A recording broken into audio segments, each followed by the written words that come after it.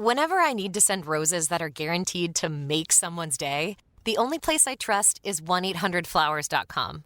With 1-800-Flowers, my friends and family always receive stunning, high-quality bouquets that they absolutely love. Right now, when you buy a dozen multicolored roses, 1-800-Flowers will double your bouquet to 2 dozen roses. To claim this special double roses offer, go to 1-800-Flowers.com/WWO. That's 1-800-Flowers.com/WWO. This episode is brought to you by Progressive Insurance. Do you ever think about switching insurance companies to see if you could save some cash? Progressive makes it easy. Just drop in some details about yourself and see if you're eligible to save money when you bundle your home and auto policies. The process only takes minutes, and it could mean hundreds more in your pocket. Visit Progressive.com after this episode to see if you could save. Progressive Casualty Insurance Company and Affiliates. Potential savings will vary. Not available in all states. Lowe's knows that saving is always top of mind, especially this season. That's why we've picked some great deals for early Black Friday. Get free select DeWalt, Cobalt, or Craftsman tools when you buy a select battery or combo kit. More tools? Why not? Plus, we've got select pre-lit artificial Christmas trees starting at $59.98 because it's never too early to think Christmas. Get Black Friday prices without the crowds. Lowe's, we help, you save. While supplies last, selection varies by location. Y'all, and welcome to another episode of the Millennial Management Podcast. I am your host, Brandy, the Millennial Manager, and today is a Wednesday, bitch. If you are inside motherfucking Patreon, if you are outside of Patreon, ho, it is motherfucking Friday, and I hope no matter what fucking day you are listening, bitch, you are having a good ass motherfucking day. Today's topic of discussion, we are going to be talking about how to clear a bitch at your job, okay? We have all had to do it. Now, whether or not it was professional, that could be debatable, but I want to give y'all some professional ways to clear a bitch at your motherfucking job, okay? Number 1, always maintain your fucking professionalism. Always, okay? Remain calm. Make sure that you avoid any type of, negativity that they're spewing. Don't spew that back. Don't get drawn into their bullshit, into the drama, into the gossip. Your goal is to always remain the more mature person in the situation and to focus on your work. That's step 1. Always maintain your composure, okay? Number 2, you are going to document every fucking thing. Anything that happens at your job regarding this bitch, you are going to have that documented. Keep it detailed, factual record of all incidents. Dates, time, location, who said this, who did this. If there were any witnesses present, document them bitches. Do you understand me? Say yes. Thank you very much. And you need to hold on to this shit. Whether it's a fucking email, whether it's a message, whether it's a message inside of Teams, you need to hold on to this. You know why, ho? Because documentation is crucial if this shit go left. All right. And because you already got to clear this bitch, that means it's about to go left. So you need to hold on to every single document that you have. The next thing that you need to do is there needs to be a clear boundary. OK, politely let this person know their actions are affecting you. OK, you as the person who is receiving it. I feel unheard when I'm interrupted during meetings, rather than saying, you interrupt me, you do this, or you do that. You know why, bitch? Because people are immature and they cannot take being called out on their bullshit. So the way that you communicate this is to remove the accusatory statements. Remove any statements that make people feel like she's blaming me, she's this, because they're immature. You're dealing with an immature hoe. So the way that you communicate has to be based on fact, number 1, documented information, and also non-accusatory. So come from a place of how the behavior that they're displaying is affecting you. Okay, that's what you need to come from. And when you decide to address the situation directly, because I am for direct communication. Okay, if you kind of see, you also have to have some discernment. If you know that this person is not well, not stable, cannot have a mature conversation, then you're going to be jumping directly to escalation, which we're going to get there next. But if this person does seem sane and this is just like a one-off situation, Address them privately. Do not call this person out in a meeting. Do not call this person out while y'all are out at lunch. Don't try to embarrass this person, okay? Because it's not going to end well for you. And it's not going to be received well if you're communicating and trying to shame them in public. Like, that's weird, bitch. So choose a private setting, neutral, somewhere that y'all will not be interrupted, where you can have that time to have a one-on-one conversation and get to the bare bones, right? Get to the bullshit. Focus on the behavior, not the motherfucking person. Keep the conversation focused on specific actions, okay? You do not need to have any personality critiques in this. Stay neutral. Avoid accusatory conversation again, and make sure you discuss how the behavior has affected you. Do you understand? Say yes, bitch. Thank you very much. Now, when it's their time to talk, listen. Okay? Sometimes we can see things one way because we've never really been confronted with certain things. So you don't necessarily understand their perspective, their point of view. Listen to the concerns that they have and try to understand their point of view. There may be some underlying situations that maybe you've done some things, or maybe you've said some things that weren't necessarily pleasant. So come from a place where you can actively listen. That's why staying away from accusatory statements is important. The reason why is because that just revs up the engine, right? You're already going to be in a place where you're pointing fingers and you're doing this, instead of being in a place to where you can actively listen and finally seeking solution. Now, this is if you are dealing with a bitch that is well, okay? Bitch that just fucked up, because we all fuck up. There's always a situation where I fucked up, okay? I probably should not have said that. I probably should not have done that. And to be corrected in a respectful way allows you the space to be able to improve. That's what we ultimately want, unless your goal is to shame. If your goal is to do something else, then bitch, you done fucked up. You have fucked up in a big ass way. So that's where it's you need to find out what your goal is from this conversation. You should know that ahead of time, right? Your goal is to seek a solution. If your goal is to shame, embarrass, do everything opposite of what the fuck I just said, okay? Make sure you have a good goal in mind. Now, let's say, hey, this bitch don't want to listen to what the fuck I'm saying. She's not receptive, or you couldn't even get to where you're addressing the situation and you just have to kind of go straight to escalation. All that documentation that you have, you need to take that to HR, okay? Go to your supervisor, your manager, your director, whoever is the person that is above you all. If the direct conversation does not work, boundary setting does not resolve the issue, or the behavior is even more intense after y'all have that conversation, that's when you need to go this route. Talk to your supervisor, talk to your manager, inform them about what the fuck is happening. Provide documentation. They're responsible, okay? Your leaders are responsible for creating a safe work environment for everyone, a productive work environment for everyone, not some, not their favorites, not their pals. They are responsible for creating a work environment to which everyone can work in successfully. So that's why having documentation is important, because you need to show that everyone is not having this experience and this is the issue. I've tried to communicate with this person. However, this is the problem, right? That persists. Contact your HR. HR departments are trained to deal with conflict resolution, conflict management, de-escalation.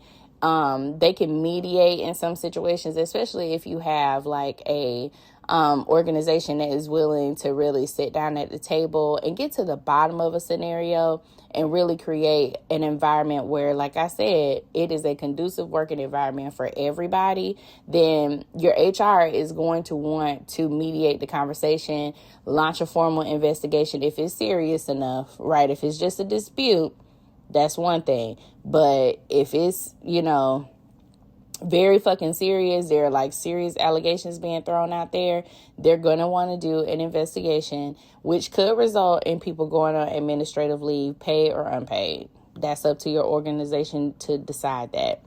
Now, if your efforts have been unsuccessful internally, that's where you're going to have to file an external complaint, okay? This is where we kind of hit a situation because the EEOC is not necessarily fully backed at this moment.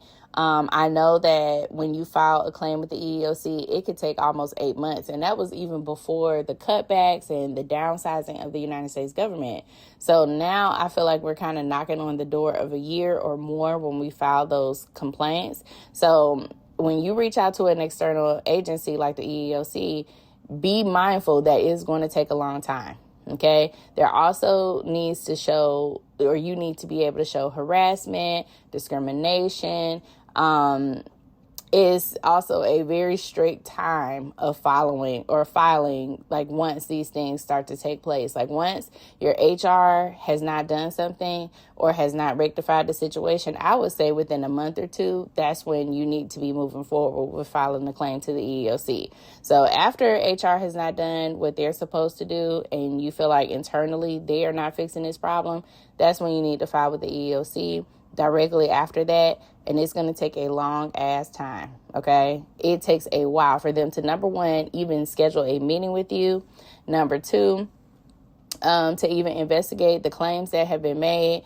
Number three, if it gets to this level, mediation. So you're going to be looking at a 2 to 3 year, situation. So please be prepared for that. Also be prepared that your company may decide to let you go. If the drama is too high and there's a lot of gossip and a lot of drama, like I mentioned before, they may decide to scrap everybody's position and move forward. So you have to decide whether or not this is something that is so serious that it needs to be escalated up.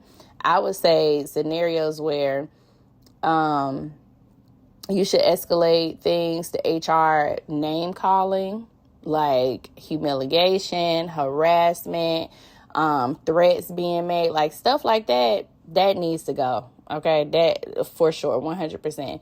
But somebody parking in your parking spot and y'all really ain't got assigned parking, like that's not shit that I would report. Of course, it needs. Whenever I need to send roses that are guaranteed to make someone's day, the only place I trust is 1-800-Flowers.com. With 1-800-Flowers, my friends and family always receive stunning, high-quality bouquets that they absolutely love. Right now, when you buy a dozen multicolored roses, 1-800-Flowers will double your bouquet to 2 dozen roses. To claim this special double roses offer, go to 1-800-Flowers.com/WWO. That's 1-800-Flowers.com/WWO. When you think about businesses that are selling through the roof, like aloe or Skims, sure, you think about a great product, a cool brand, and brilliant marketing. But an often overlooked secret is actually the businesses behind the business, making selling and, for shoppers, buying simple. For millions of businesses, that business is Shopify. Nobody does selling better than Shopify. With Shop Pay, that boosts conversions up to 50%, meaning way less carts are going abandoned and way more sales happening. So if you're into growing your business, your commerce platform better be ready to sell whatever your customers are scrolling or strolling on the web, in your store, in their feed, and everywhere in between. Businesses that sell more sell on Shopify. Upgrade your business and get the same checkout Skims uses. Sign up for your $1 per month trial period at shopify.com/Westwood1, all lowercase. Go to shopify.com/Westwood1 to upgrade your selling today. Shopify.com/Westwood1. Here for the Lowe's early Black Friday deals? You're right on time for some of our biggest savings. We're talking up to 50% off select major appliances, plus up to an extra 25% off when you bundle select major appliances. Holiday lights going up soon? Select ladders are up to 50% off right now. Get Black Friday prices without the Black Friday crowds. Lowe's, we help, you save. Valid through 11/19. Selection varies by location. Select locations only. While supplies last. See Lowe's.com for more details. To be something that is important and something that actually causes a hindrance to you to be able to do your job. And if it's not happening and you're still able to do your job and you're still able to function day to day, then that's not a real fucking issue. Y'all just don't mesh, and that's okay. But you need to understand that there are important times that you need to take things to management and there are times that you do not. Lastly, Consulting and attorney. Y'all know I love talking about work receipts. WRK Receipts. Okay, the founder and owner, Sierra, she is amazing. She has HR consultants that can meet with you. So maybe you don't want to necessarily take this to your internal HR. Maybe you want to use external HR to see what they recommend, and it's private. Nobody is going to know that you met with them. Everything is going to be like personal. It's on your phone. The only way your company will ever know is if you told them. They also have the ability to connect you with attorneys outside of the Work Receipts app. So you'll be able to put your scenario in and decide if you want to speak to an attorney, because maybe there are some legal concerns that you have and you want to know what steps you can take. And they can also better guide you of whether or not you even have to go the EEOC route. Because there are some scenarios where you do not have to file a claim with the EEOC first to get that right to sue or, the right to sue. You don't have to do that in some scenarios, right? And an attorney will be able to guide you on that. You hear me, bitch? Thank you very much. Now, ultimately, the prize here or the goal here should be a calm working environment where you can be able to do your job and be mentally well. That's what we want. So make sure that you are staying calm in this entire situation. Remain a role model. Stay connected to your integrity and your professionalism, self-control, all those things that create a professional demeanor in the workplace and set a standard that shows management like I'm reliable. Okay, not only am I reliable, but I'm also reasonable. Okay, avoid that bullshit and keep it motherfucking professional. You understand me? Thank you very much. Let's read some emails. Brandy, I love your content and would like to talk to you about one of my scenarios. I am a supervisor and my lead has received so many complaints. I have talked to her several times and eventually had to write her up. Just recently, she called me at 4 o'clock in the morning, waking me up with a work question. She mistakenly butt dialed me after our call, and honey, when I tell you she was talking mad stuff about me for 20 minutes to a colleague. She doesn't know that I heard the entire conversation. As a lead, you're part of management, and talking like this and with a colleague is not only unprofessional but creates a hostile work environment. Our HR protects the colleagues and not management, so they try and talk to us crazy. They don't get their work completed thoroughly. They lie and make excuses. I have several documents before I can write them up. Damn. Workers see this and get upset. Most of the time I have to give them verbal warnings and put notes in their files. And when they exceed attendance points, I write them up. They call me all weekend long with crazy questions and complaints. It's a lot to deal with. I have a younger group and an older group, and they clash. The work ethic is not the same. Girl, what do I do? Number one, you cannot hold anybody accountable if you have your administrators not wanting people to be held accountable. You cannot hold them to a standard if they won't allow you to. So that's going to tell you a lot where this fucking conversation is about to go. Also, as far as your employee that called you and you can hear her talking shit about you, I would say something. Be like, hey, I don't mean no harm, but the other day when you called, you butt dialed me again and I heard your entire conversation. No harm, no foul, because you didn't know that I was listening, but I would just be very careful about who I'm calling in the early hours of the morning. Also, stop answering your motherfucking phone at 4 o'clock in the morning. Do not ever do that again. Don't answer any motherfucking calls. If you are off, I am unavailable, and you need to establish a boundary. Put a boundary around yourself. Hey, I am off this weekend. Please do not call me because I won't be available. Okay, and mean it. Turn your phone on D&D, and you can select contacts of who you want to fucking reach you during that time. Now, I'm going to tell you, going back to this accountability situation, you're going to have to make a decision, bitch. I know it's hard as fuck finding lead positions or management roles currently, but my thing is, if you can't hold them accountable and management or your leaders won't allow you to coach these people out of here, they're comfortable. They know, like, she can't get rid of me or they're not going to get rid of me. And that's one of the reasons why they have, this shit set up to where they have to have so many so many documents on them before you can get them out. It's like, no, bitch, I should be able to document that they're late, document that they're being, insubordinate or whatever. And there's proper methods to get these people out, because it's poisoning the bunch. When you got a good bunch and you have a couple bad apples, what you do? You remove the motherfucking bad apples, because it spreads. And that's exactly what's going to happen. Your good workers, they're going to pick up on it and be like, they ain't going to do shit. They're not going to hold these people accountable. They're not going to get rid of them. And then you're going to be in a situation where you have way more bad than good. And if they won't let you clean house, bitch, you're going to have to make a decision. And I'm not telling you that you need to quit your job. That's not what I'm saying. Don't ever quit your job unless you got some other shit lined up. But what I'm saying is, if you cannot hold these people accountable, what are you doing? You're babysitting. You're babysitting at this point. You can't hold them accountable. You can't make them do anything. You're a fucking babysitter. Salaried. Okay? Now, you decide whether or not you want that. If you want to continue being a babysitter, by all means, bitch, continue. But if you really want to move forward and not play this fucking game, you're going to have to make some decisions about your career. And I do not see you staying here. Okay? All right. All right. And our next question says, good evening. Hello, ma'am. Quick question. I'm a salaried employee with unlimited PTO. I recently just put in for FMLA intermittent leave and was told because I don't have a pot to pull from with time, I will not get paid on the holiday or on the days that I use my FMLA. My approval letter states otherwise. Can they withhold my pay due to me having unlimited PTO and not having an actual pot to pull from? Just trying to cross my T's and dot my I's in advance. Thanks, Betty. Betty, yes, they can. You know why? Because unlimited time is not accrued. It's not something that you grew. It's not something that you earn. It's given. So they can decide how that fucking time is going to be used.